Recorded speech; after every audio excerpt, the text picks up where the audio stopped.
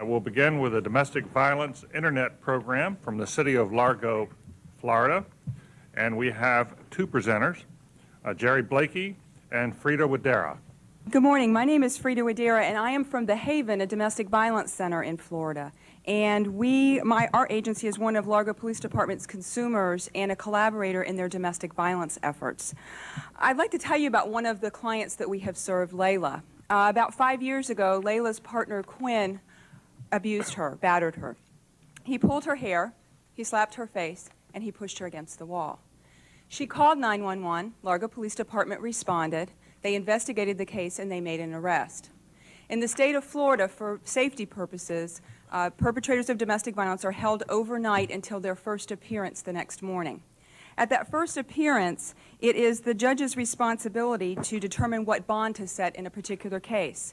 And in this case, the judge was attempting to figure that out, but needed some specific information to aid in that decision.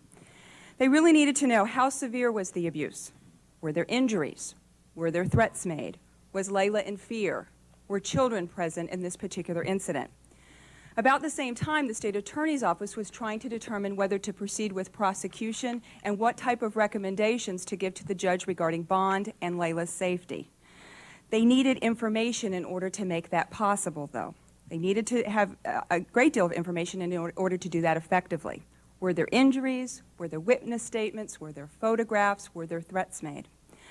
Similarly, my agency, The Haven, wanted to intervene by helping Layla to assess her safety, explore her options, and understand her rights in the system. And in order for our center to do that, we needed information on exactly what had occurred and how to contact her.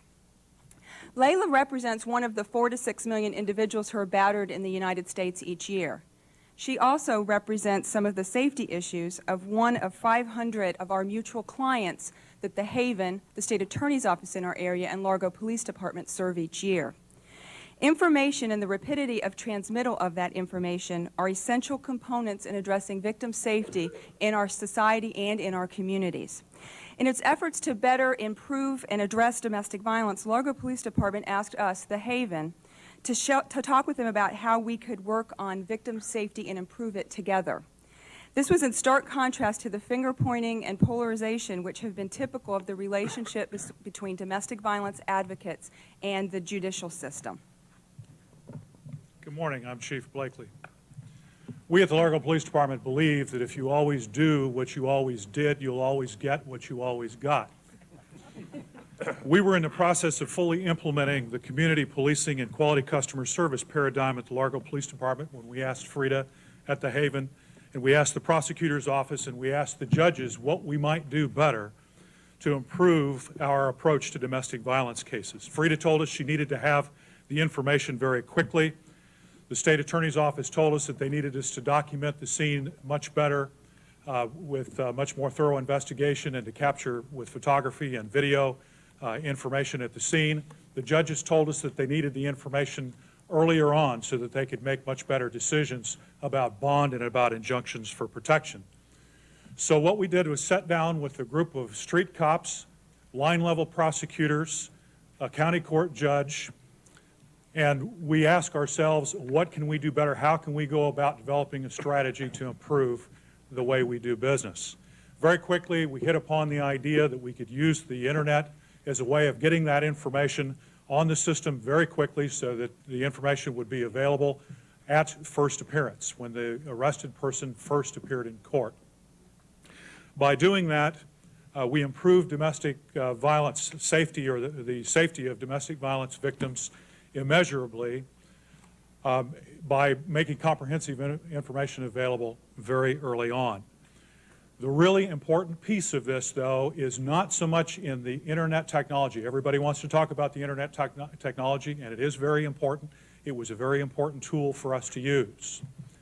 But the internet technology was secondary to the attitude that we must make a connection with our customers and ask them what we could do better. And by partnering with those customers, we were able to make some major changes in the way we do business.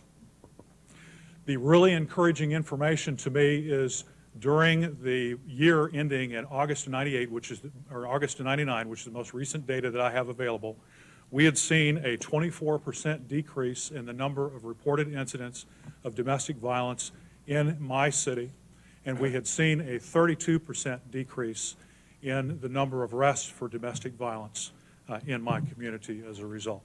Thank you. Thank you. Questions from the committee?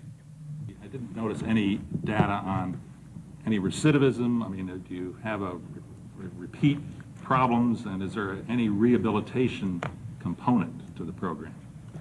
Yes, the treatment is part of the process. There is, under Florida law, a batterer's intervention program. It's a formatted 26-week batterer's intervention program that is designed for the batterer, and often this is the option that judges take in the sanctions that are applied to a person who has committed a battery. Also, there are intervention services for the families, for the victims, as well as for children who reside in a home, so that we can perhaps break that generational cycle. What was the greatest difficulty in implementing your innovation?